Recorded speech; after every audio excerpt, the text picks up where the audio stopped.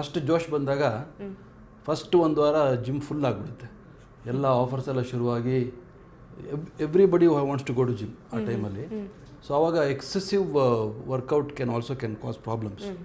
So ಯಾವ ರೀತಿ ಅಂತ ಹೇಳಿದ್ರೆ, ಇತ್ತೀಚೆಗೆ ನಾವು ನೋಡಿರೋ ಪ್ರಕಾರ ಲಾಸ್ಟ್ ಒಂದು ವರ್ಷದಲ್ಲಿ, ಹೆದರಿಸ್ಬೇಕು ಅಂತ ಹೇಳ್ತಿಲ್ಲ, ವಾಟ್ ಈಸ್ ಮೈ ಎಕ್ಸ್ಪೀರಿಯನ್ಸ್ ವಾಸ್ತವಿಕವಾಗಿ ಹೇಳಬೇಕಂದ್ರೆ, ತುಂಬ ಯಂಗ್ಸ್ಟರ್ಸಲ್ಲಿ ಹಾರ್ಟಿದು ಇಶ್ಯೂಸ್ ತುಂಬ ಕಾರಣ ಇದೆ ವಿತೌಟ್ ರಿಸ್ಕ್ ಫ್ಯಾಕ್ಟರ್ಸ್.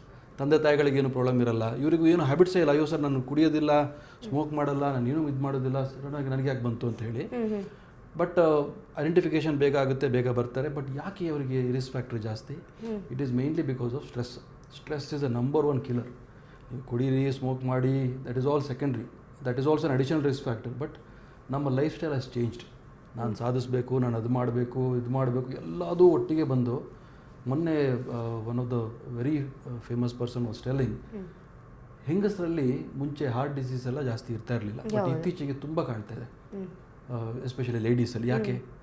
ಬಿಕಾಸ್ ಮುಂಚೆ ಎಲ್ಲ ಲೇಡೀಸ್ ವೇರ್ ರೆಸ್ಟ್ರಿಕ್ಟೆಡ್, ಅಂದರೆ ಮನೆಯಲ್ಲೇ ಮಕ್ಕಳು ನೋಡಿಕೊಂಡು ಆ ಸ್ಟ್ರೆಸ್ ಲೆವೆಲ್ ಜಾಸ್ತಿ ಇರ್ತಿಲ್ಲ. ಈಗ they have to go for work, they have to achieve, they have to take care of family, ಮಕ್ಕಳನ್ನ ನೋಡಬೇಕು. ಸೊ ಹಾಗಾಗಿ ಹೆಣ್ಣು ಮಕ್ಕಳಲ್ಲಿ ಆ ರಿಸ್ಕ್ ಫ್ಯಾಕ್ಟರ್ಸ್ ಜಾಸ್ತಿ ಇದೆ. It is because of stress.